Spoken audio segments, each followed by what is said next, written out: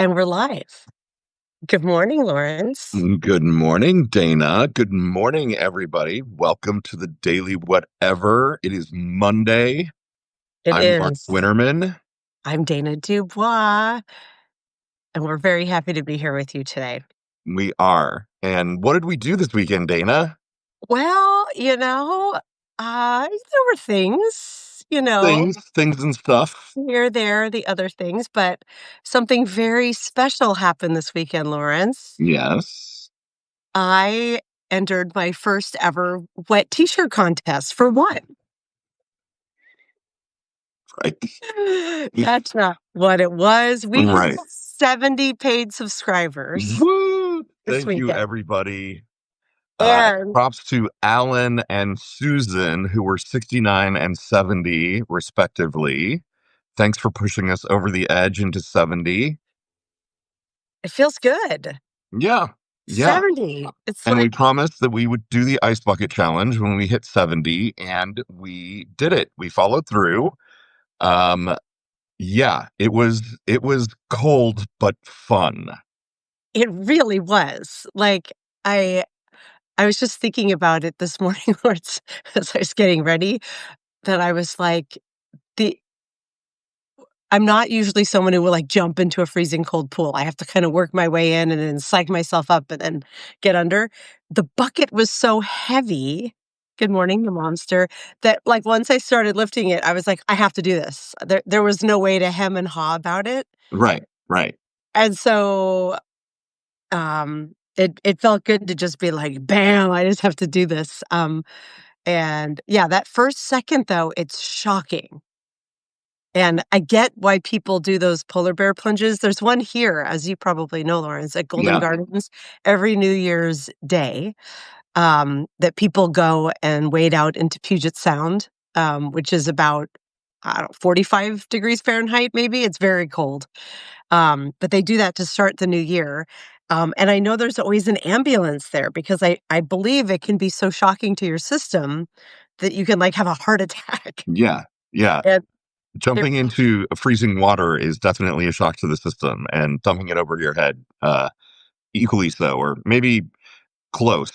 Yes, I'd say, like, lesser degree because it was warm out, Right. but still, like, that first second when it hits you is like, your whole body just sort of jumps into this, like, sympathetic, parasympathetic reaction, but it was really fun. It was fun to watch yours.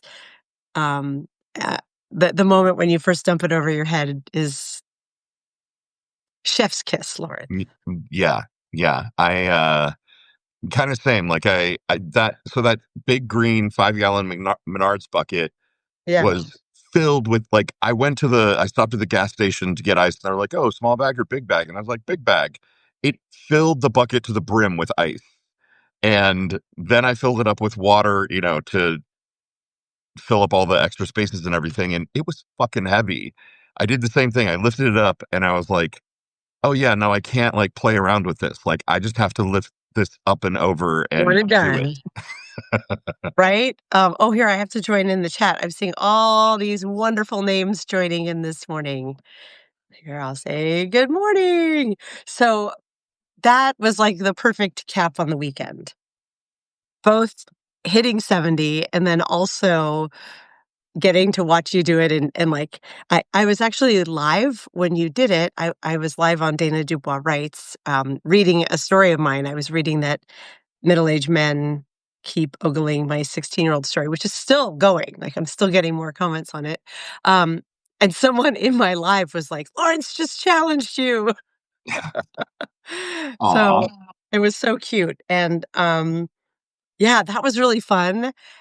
And then the day before on Saturday, which now feels like weeks ago, because so many good things happened this weekend. But we finally had our live karaoke session We for did. 50 paid subscribers, so we rolled back 20 or had the celebration then anyways, and it was so fun, Lawrence. You singing Henry Kissinger's Material Girl. It was incredible. It was just Well, incredible. and you doing Baby Got Back as Richard Nixon, uh, So Fusen is here. Good morning, Fusen. Oh, good morning, We did Kristen. your challenge. Dana did Baby Got Back as Richard Nixon. I did Material Girl as Henry Kissinger. I am not into big butts, and I cannot lie. Right. uh, Uh, that was the best wake of my life, Lawrence. Thanks for that. nice. You're welcome. Anytime, anytime. If only I had known that, old Jewish men like Henry Kissinger are the thing to get you off. Oh boy, that was so funny. And then So coming on with her like Woo, a fucking ringer. A pipes. ringer. Soso got on from her car in like Yes. upper Quebec or something and Yeah. absolutely, uh, yeah, just slayed it. Just absolutely killed it. A total eclipse of all of our hearts. Yes. And Amazing. And Nick, then Nick bravely following hmm and with a very different sort of performance brought it back to humor, doing the Pokemon theme song as Trump. yeah, Very it funny. was freaky. Like listening to him do that, I was like, oh, this could really be like Trump talking about getting underage girls or ICE rounding up immigrants or, like it Yeah. takes on a whole different meaning. I gotta get them all. I can't even do it right. I know. It was really, eerie and good. It was awesome.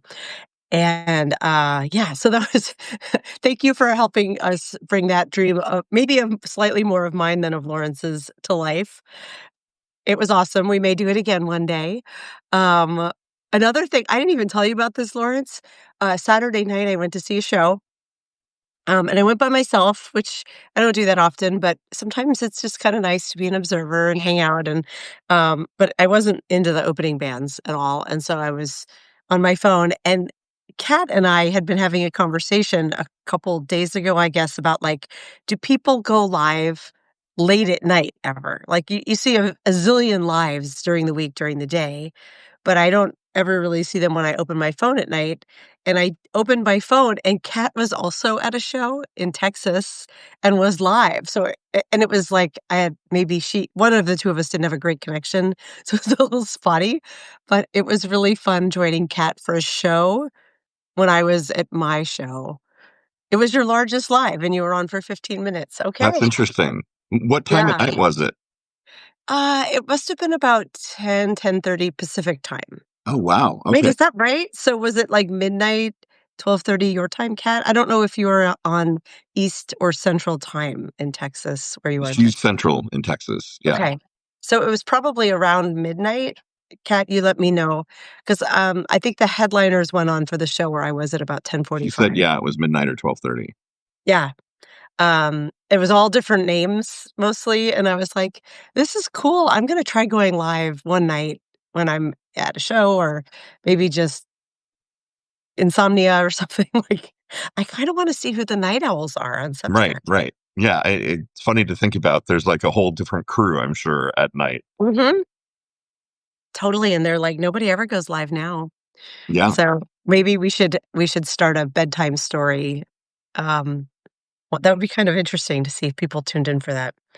As soon as I can support myself, as a writer and Substacker only, sure, I'll do that. Yes. But I continue to have other obligations in my life. So, uh, but what else have we decided this weekend? We decided 80, 90, and 100. We did, and, I meant to write it up, but I just ran out of energy and time, which happens, so Yeah, I will write that up. I did do a quick post of what we're doing this week. I didn't write anything day by day, I just put the image up, but we have our weekly calendar plan, and yes, we have 80, 90, and 100 right. planned. So 80 is a Freaky Friday. We're gonna swap. I'm going to Ooh, be you, and you're going to be me. yes, do we have to do that on Friday, though? Because that is Good Freaky Friday. Either way, we are, yeah, I'm trying to think of how I could dress up as Lawrence and, working on my beard, and I'd have to pull all the hair back, but, I don't have to be like, "Oh, I'm a bottom." I don't know. We'll see how I can try to channel my inner Lawrence, and you are gonna have to show up as me. Hmm. I'm gonna have to figure out how to see without glasses on, just be like, Hi, everybody. I can't read the chat now, but Right. because you've Yeah. stopped wearing glasses altogether. You only needed them very briefly. Yeah. Apparently, you made Fusen roll on the floor laughing. Said, I'm a bottom. Ha ha ha ha ha ha ha ha ha. Ha. Very I live, funny. I live to serve. I live to serve. What can I say? Yeah. Yeah. And So I'm going that'll to be have to easy. find cat's eye glasses and figure out how to manifest Dana. I believe in you. I think we've known each other now for like 47 years. We can do it. And then at 90, what are we doing, Lawrence? I don't remember. I wanted you to tell us what we're doing. I At 90, aren't we recreating the Sydney Sweeney Oh, ads? shit. Right. Yeah, Yes. At yeah. 90, we're recreating the Sydney Sweeney ads. Yes, Yes. because my jeans are amazing. I don't know if you've seen my jeans, Lawrence. They're amazing. Right. My jeans are blue. My jeans are blue and racist. Right. Yeah. Um, Dana's Lawrence is too close to her Nixon. Oh, I'll have to work on that. Those- Right. Oh, yeah. I'm a bottom. I'll do better. I'll do better. That was just off the cuff. So yeah, we're somehow going to try to do a recreation of those Sydney Sweeney ads. So hopefully we hit 90 quickly while they're still timely. They're such creepy ads. I know. I mean, they're just re- regressive. I think they're just like, oh, Brooke Shields did this a long time ago. Like, okay, cool. One beauty standard. We got it. We're moving away from inclusive sizing. And if you want to read all that into it, which as KR pointed out during Fucked Up Friday in his very eloquent pitch for that being the most fucked up story of the week, it was absolutely intentional. American Eagle was exploiting our political divide to get back into the cultural conversation, and it worked.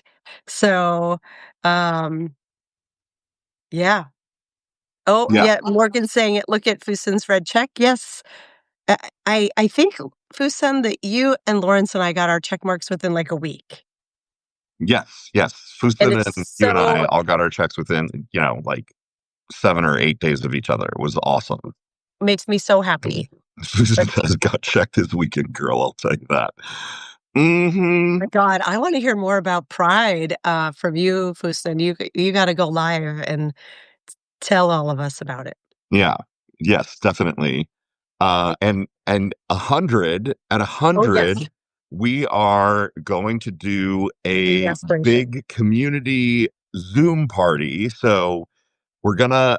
I know it's not live, but we want to see everybody and talk to everybody. So we're gonna host a big Zoom and send it out, and maybe one of us is going to do a live simultaneously so that we can shunt people over to the Zoom link or something. But we are going to celebrate with everybody on a Zoom call for 100. And we'll have to All right. come up with little like games or something that we can do with a group that big. But Yes, um, I would love for us to be able to get at least 100 members. Members, that's a weird word, but 100 whatevers into that Zoom and to take a picture of like a Brady Bunch, all the mini. And they'll tell two friends, and they'll tell two friends. Do you remember those old ads? And then it was like the big right, correct. checkerboard of faces. Yes. Maybe we could get like a massive jazz hands party. I don't know. Um, Well, we've got some time. We'll figure we have something some out. It'll time. be fun. So we have our challenges all the way through 100 paid subscribers, which is our goal for summer. We have a month and a half left of summer. We're about halfway through the pledge drive. I think we can do it, Lawrence. We'll see. If we keep dumping buckets of ice water on our heads, maybe so.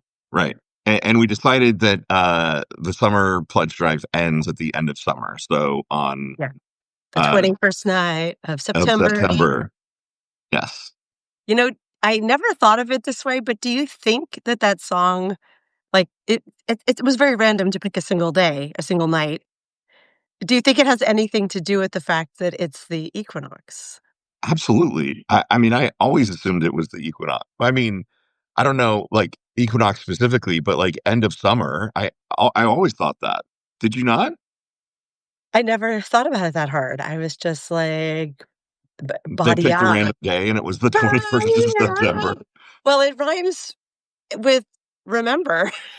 Well, so does Um, November and December. I know, and 21st could have been a lot of other things.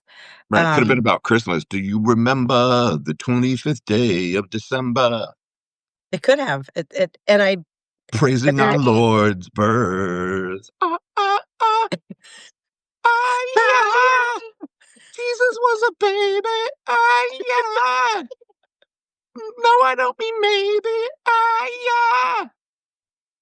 yeah. yeah, Uh, never was a, uh I'm trying to think of some way to work in the solstice. Never was a cloudy day with, like, never was a well-lit day. I don't know. yeah, I don't I know. got nothing.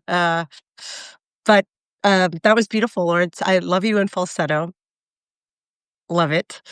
This weekend also, so we each have new stories up. We're gonna talk about yours today once we stop going on about our weekends. We've Right. got chapter 4 live. Yeah, chapter 4 has been live for about a week. Yeah. Chapter 5, I was supposed to push this weekend and, ran out of time. But it is in draft and I will push it live at some point today. But chapter 4, I'm going to do a brief reading of chapter 4 today. Yes.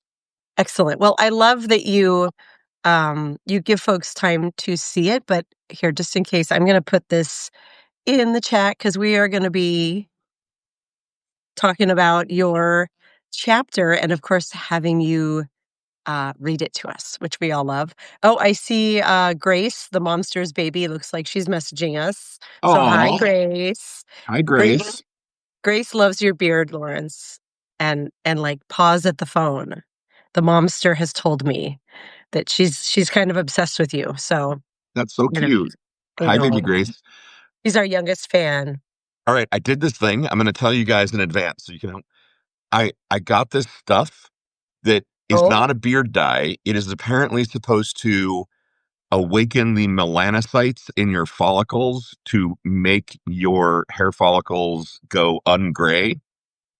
And I've been using it for a couple days, and it shouldn't like I don't think I should see any results yet because if it's really like it would take time for the grade.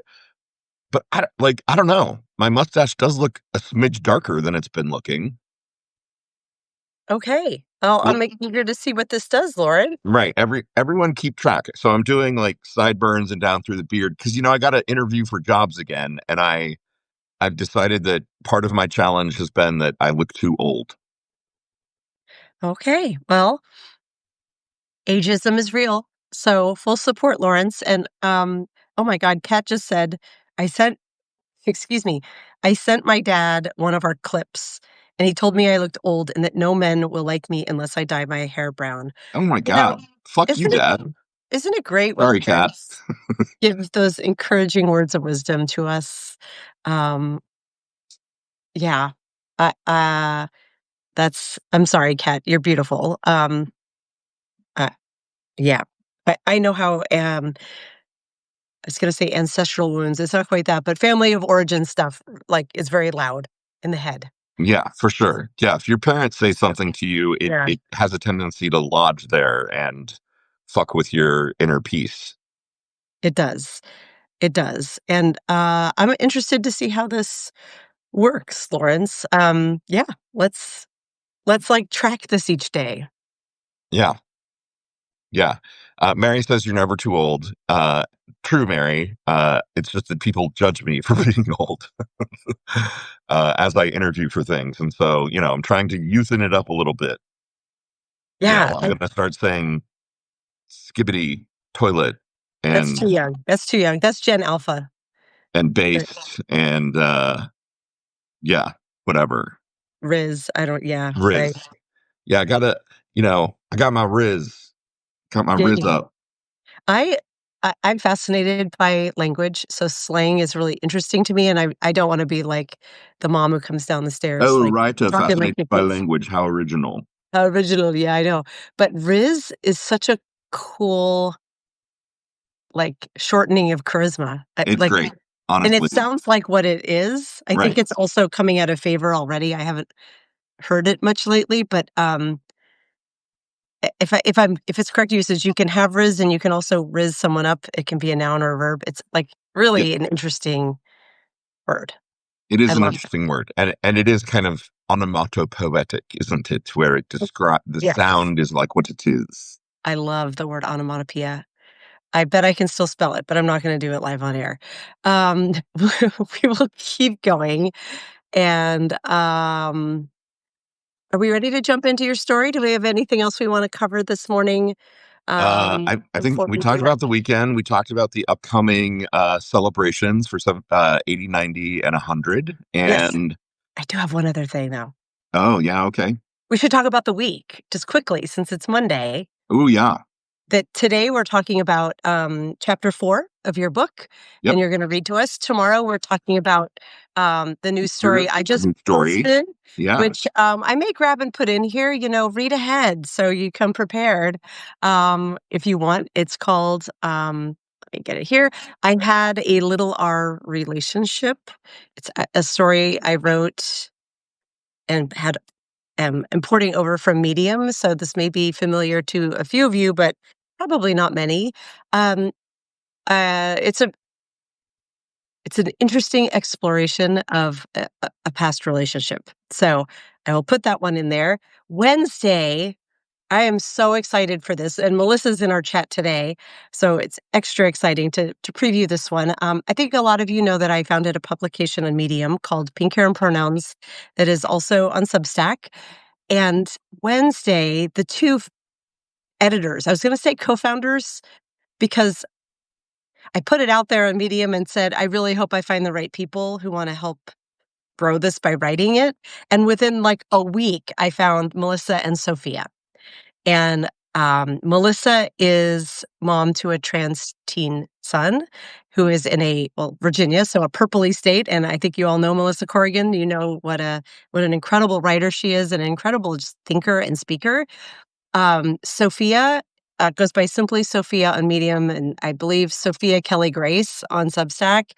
A trans elder, the wisest, coolest woman, a former pastor, a former attorney who worked with families who had trans kids in custody negotiation as my God, what's the word, Lawrence, when you're helping to negotiate things? Not the lawyer, but the peacemaker. Intermediary, It starts with a C, and I'm giggling. mediator, Kind of like a mediator. Yeah, we'll just say that for now because my vocabulary is not quite awake yet.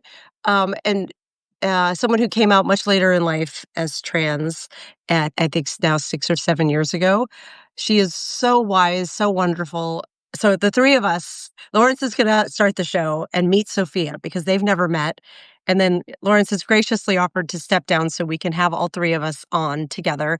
And we are going to talk about the state of parenting. transparenting in 2025. Exactly. The state in the United States of trying to do this. So it's going to be a bit of a reunion for us. And also, like, I just think a needed topic right now. Super stoked for that. Thursday, I'm super stoked for every day this week. We have the opinionated ogre returning, which is always a heart. And after the middle-aged men story, the ogling and all the trolls who came out, he eviscerated some of my trolls, but he did it because he was like, "Oh, I've been looking to write a story about how conservative men are so willing to either accept or even extol pedophilia," and he was like, "You gave me the perfect fodder." So, we're gonna have the troll come in, the ogre come in and stomp some of these comments together. It's not simply going to be a bashing, it's gonna be kind of a brainy takedown of what's so wrong in the rhetoric of what these folks are saying, especially in the era of Epstein and everything that's going on politically. It's just phew. That's Thursday. Friday, Friday, what do I we have coming in know. for Friday, Fucked our Up old Friends? friend Frederick Pogue is coming back for Fucked Up Friday. And that gets all the cheers. All the cheers, all the cheers. It's We love been too long since he's been on the show, and so it. we got to have one of our OGs back on. Yes, so we cannot wait for that. And then Saturday, we're gonna have a good news community Saturday where we debrief about the week and talk about anything good that's happened in the news that week. Right. If we can find it. If we can find, so yeah, feel free to send us anything good you see in the news this week. It can even be from last week. Sometimes sometimes you got to dig back these days to find the Sometimes it good. takes a little time. It's going to take some time this time. It is going to take some time this time. So, Lawrence and I are making a very concerted effort to have our week planned by Sunday.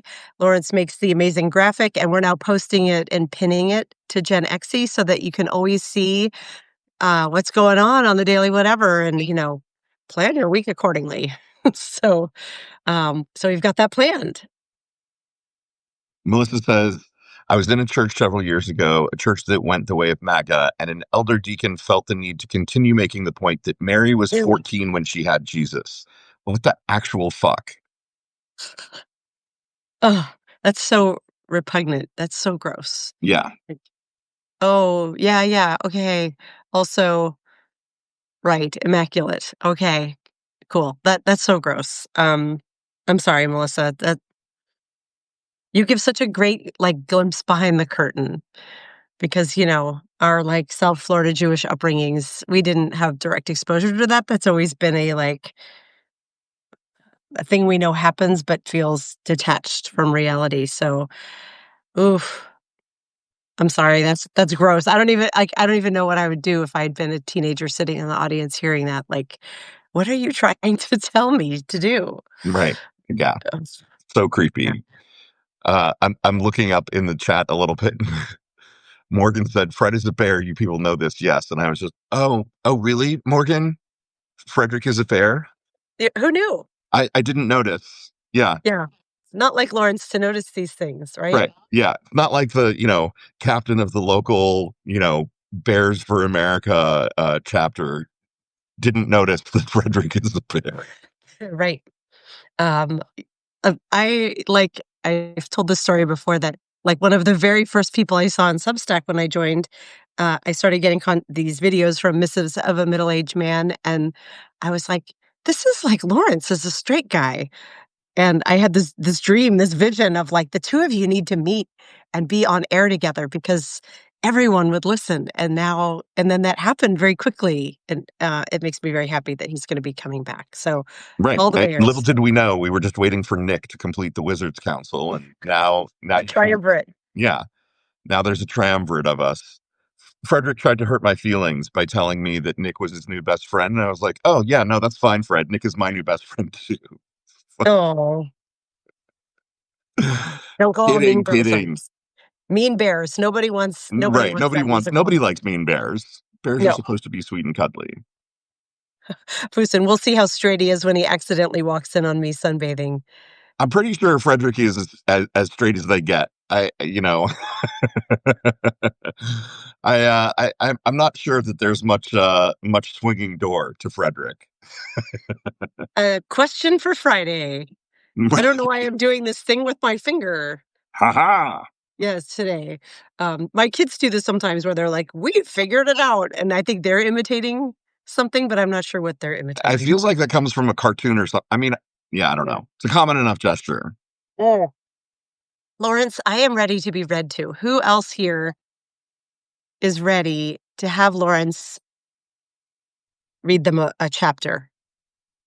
Me. Excellent. All right. Well, Here, I'm putting this I'm in the chat again. so the chapters get longer as the book goes on, and so there's no way I'm reading this full chapter. I'm just going to read the first part of it. Um, uh, Partly because there's some exposition that happens here. I know, a principle of good writing is show, not tell, uh, which I do strive to do. I have to work at it. Um, but in a science fiction book, I think there is usually somewhere at the beginning Right. a chapter where some exposition has to happen because you're kind of getting a sense of the world. So, Great. uh, I yeah. was going to ask Lawrence before you dive into as much as I want to hear you read. Mm. This is Sharon again. So we have returned. This is our first time returning to a character.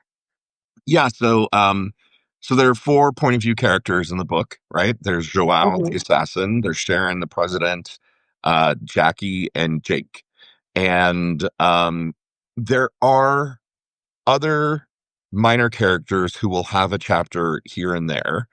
But those are the primary four that we are going to hear from. And um, I had originally kind of thought that maybe I would force it so that Um, they happen in the same order, but I decided against that. So the container, right? The container of this story is months. I don't know if anyone has noticed that. Um, Oh. everything.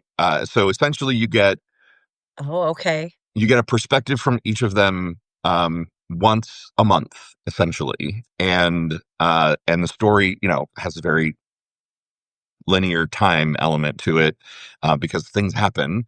And so, yeah, like that's the basic gist. So in any given month, you might hear from them in any particular order.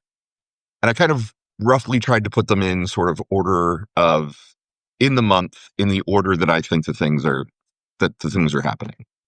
Great. Can we get a high level summary of what's happening with Sharon? I mean, it opens a bit bleak.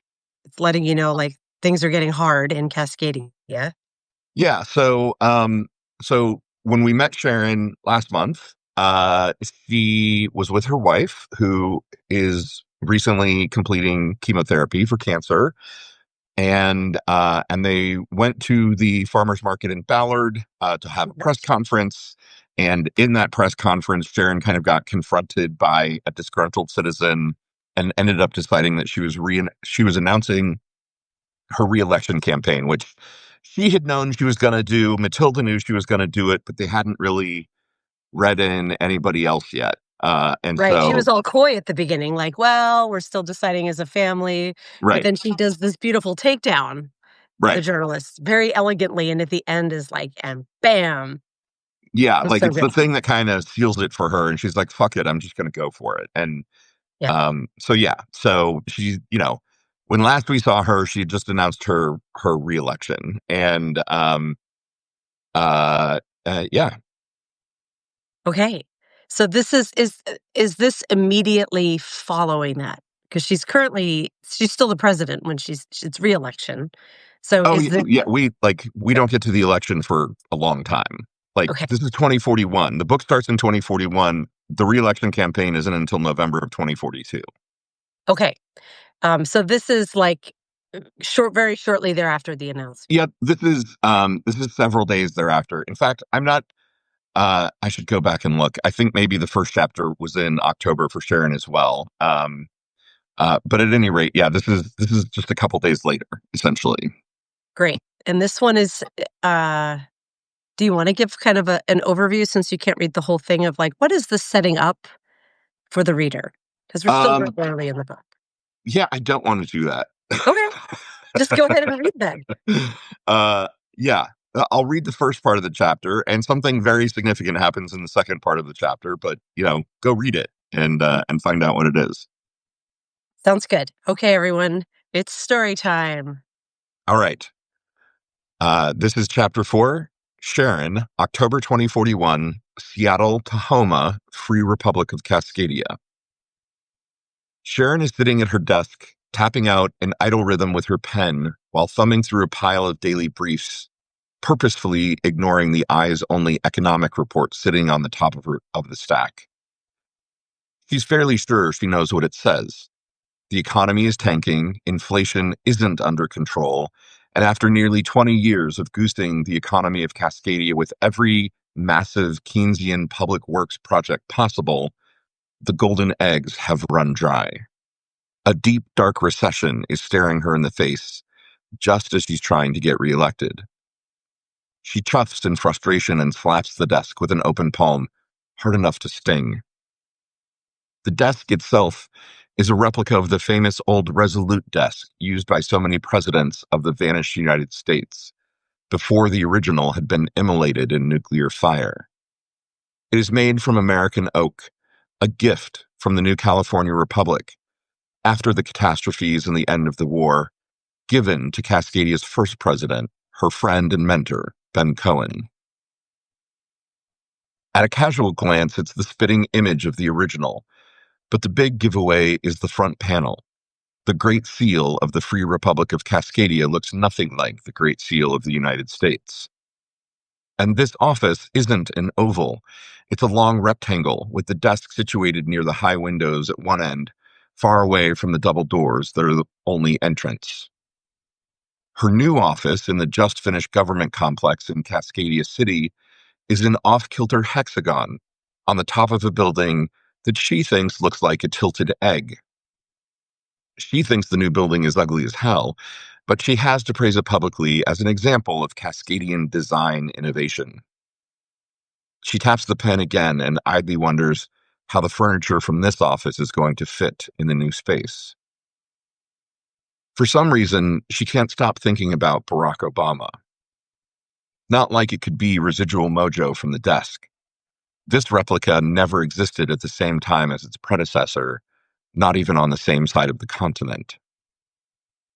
She has no idea if the hidden drawers are the same, and it's this detail that bothers her and makes her think of Obama. She'd never met him, although she was an ardent admirer and had volunteered for his campaigns. When he was president of the United States, she'd been an average American, never imagining her future in politics. Sometimes she imagines he's here, and she's trying to explain to him who she is and how, in a way, they are related. The conversation would have to start with the Flash. Maybe the messed up elections and creeping autocracy that preceded it, but why bury the lead? The Flash is the moment that the world changed forever.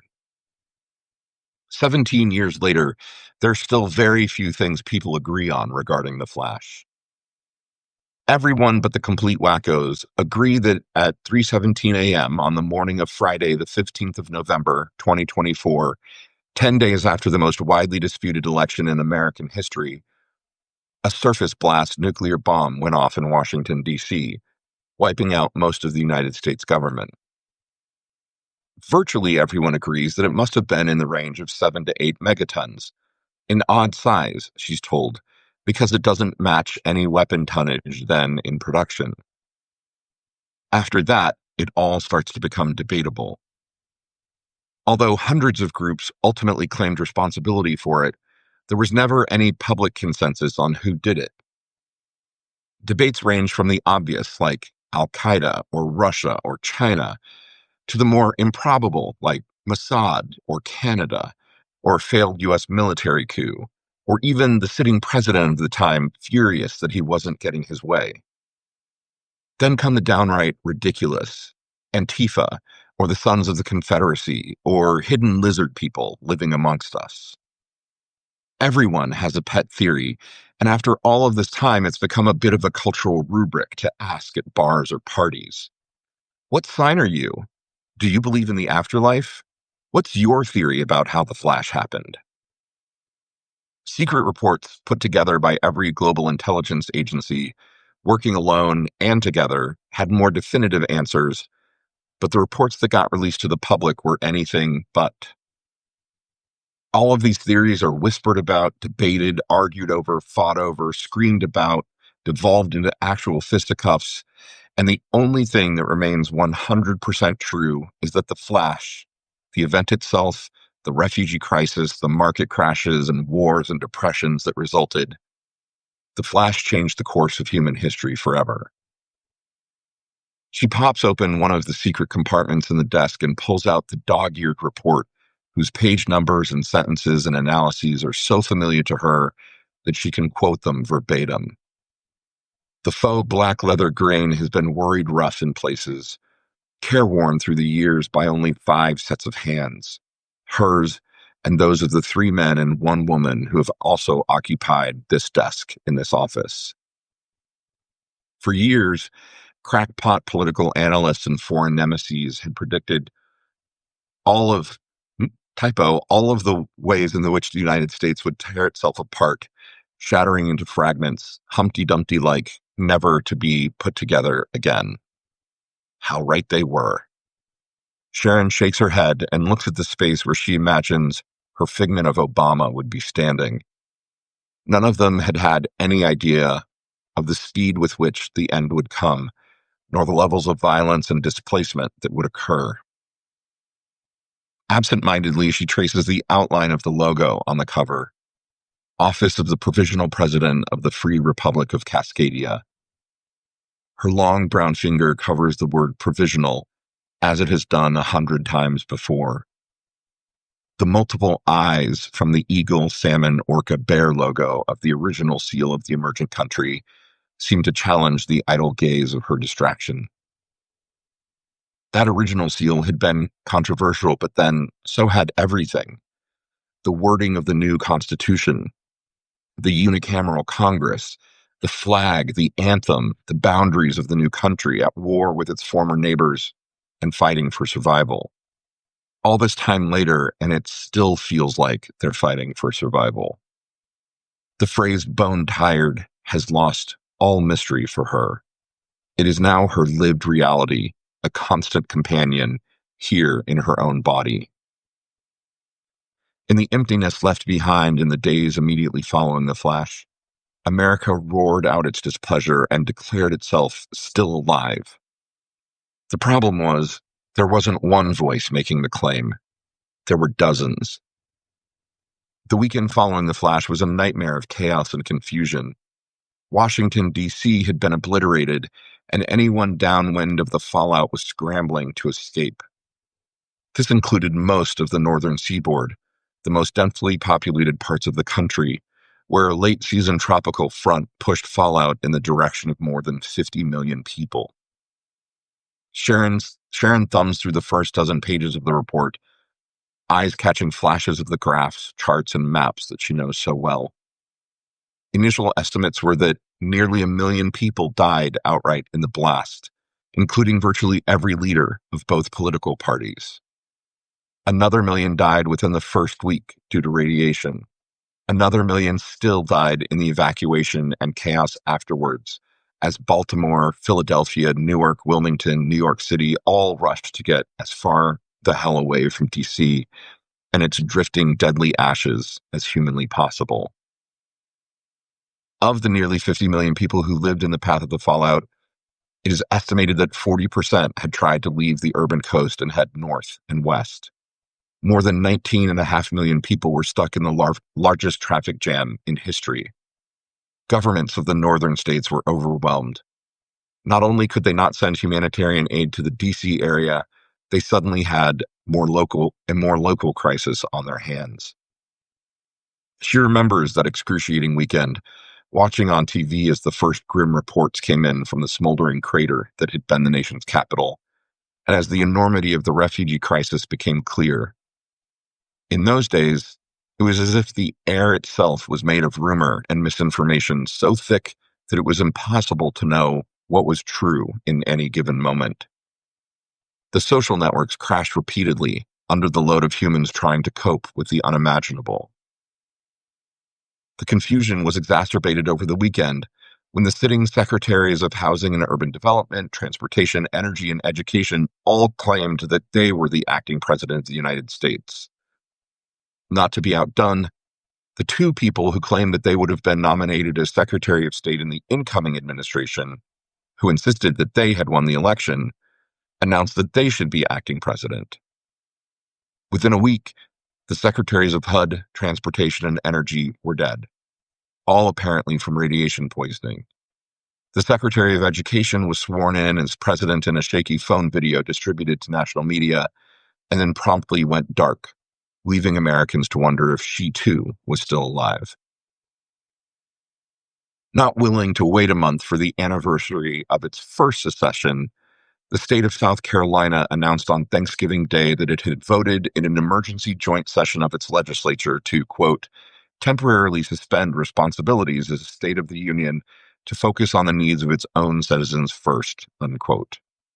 With this, the acting governor of the state commanded the already activated South Carolina National Guard to close all state borders until further notice.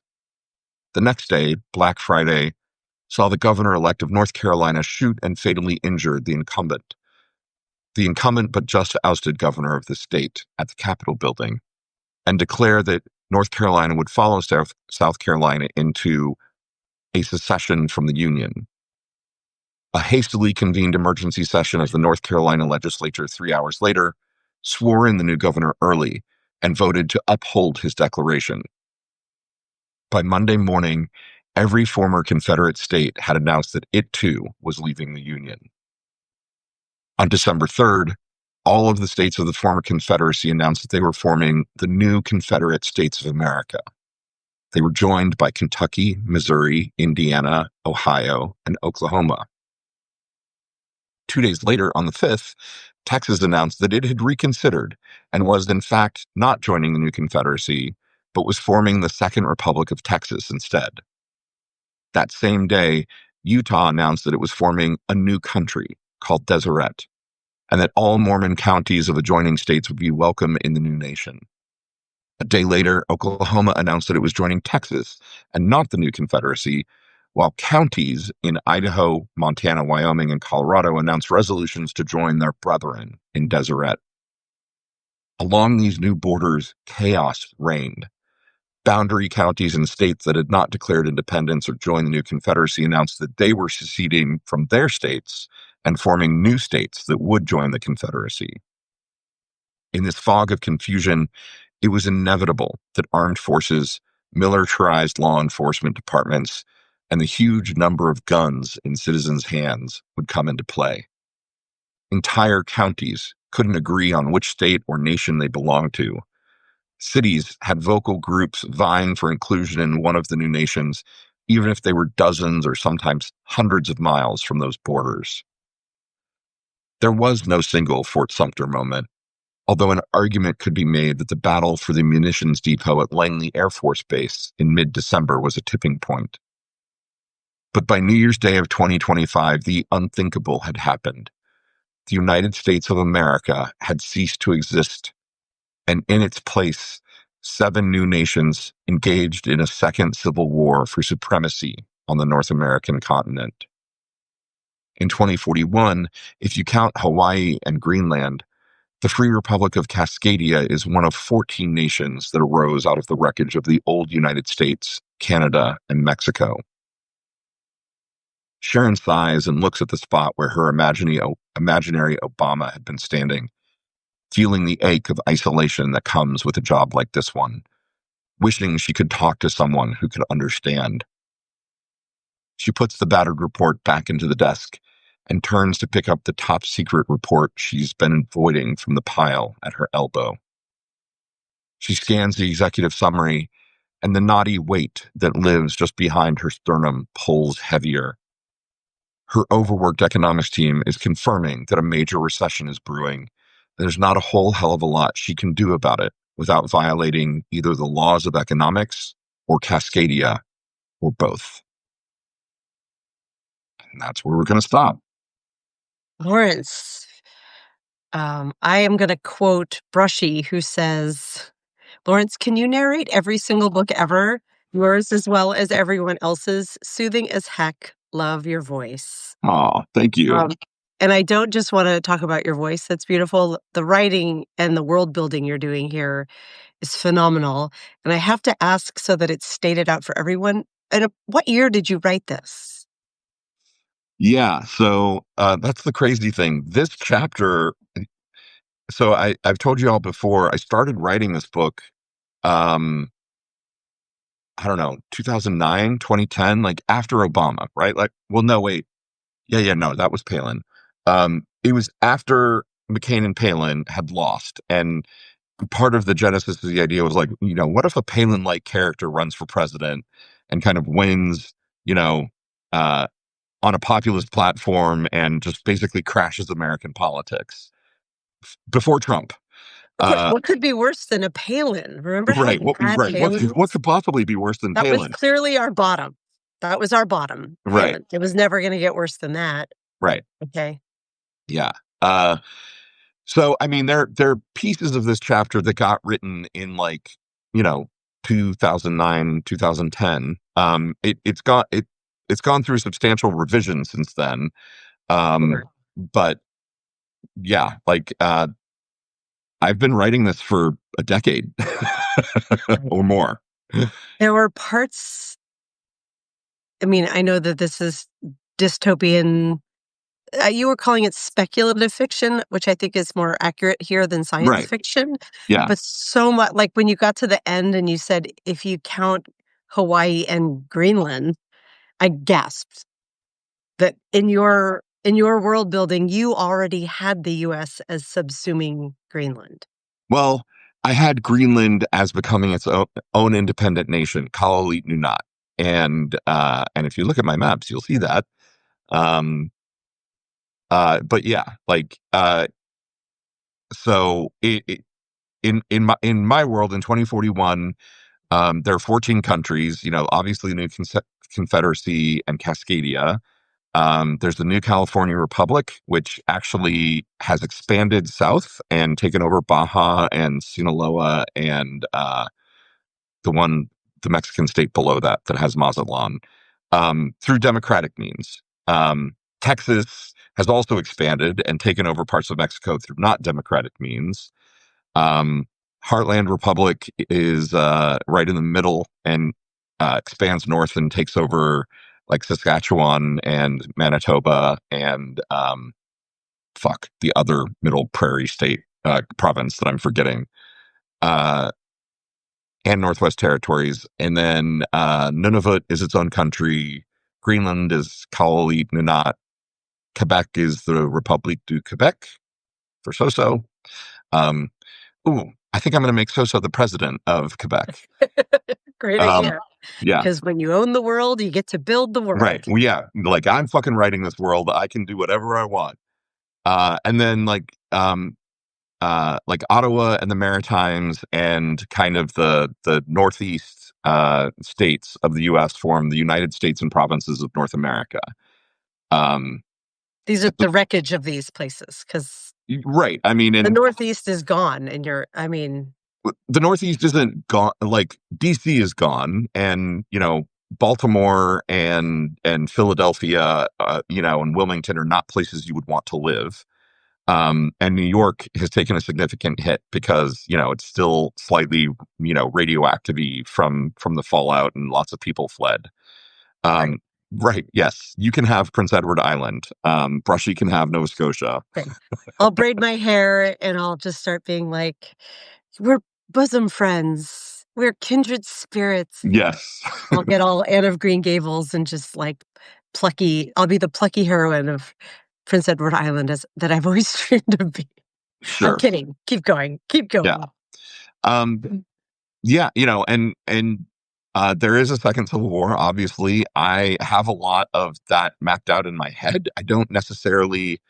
Nick wants Vermont. Sure, you can have Vermont. Why not? Oh yeah, Nick asked a while back in the chat of the president that you evoke, Ben Cohen, early in the chapter when she's at her desk and her Mhm. friend and mentor. Is that like Ben and Jerry's? Oh no, no, no, Okay, that's what he had asked, and I was no. like, So funny story. In the original version of this, that guy is named Ben Shapiro, and "No way." yeah, yeah. And then Ben Shapiro ended up being a thing, a person Oh my who, you god. know, like a dick. And I was like, you know, my ex was like, you have to change his name. And I was like, no, like, fuck it. Like, there can be more than one Ben Shapiro. And he was like, no, you have to change the name. So I Right. Oh, did. you're Ben Shapiro. I was like, what did Ben Shapiro do that made him a dick? But you mean your character No, was no, the no, asshole. no. The character's not a dick. The guy Ben Shapiro, who like, you know, goes and does those like, you know, debate me in anything, and I can out logic you, and like sits down at the desk, and you know, he's like a fucking MAGA troll, you know, manosphere Oh, asshole. right. Yes, yes, yes. Of course. I know who you're talking about. Okay. Yeah, yeah. He's a testicle, soft and weak, and hangs around an asshole all the time. Perfect. That's a good description, Nick. Um, yeah. So you know, so North America has been completely rearranged. There's, you Right. know, there's a huge exodus. Um, I'm very big on giving things sort of dumb and yet cutesy names, like you know. So the nuclear bomb is the flash. The economic crash that happens next is the crash. The smash is the second Civil War. I kind of The flash, the crash, and the smash. yes are the events. You know, it's a little bit like ordering at a Waffle House. You know, Yes, it is. I'll have the flash, the crash, and the smash over easy with onions. Oh my god. Right. Scattered, covered, smothered. Um, but these are not funny things. Obviously, this is horrific as you're reading it.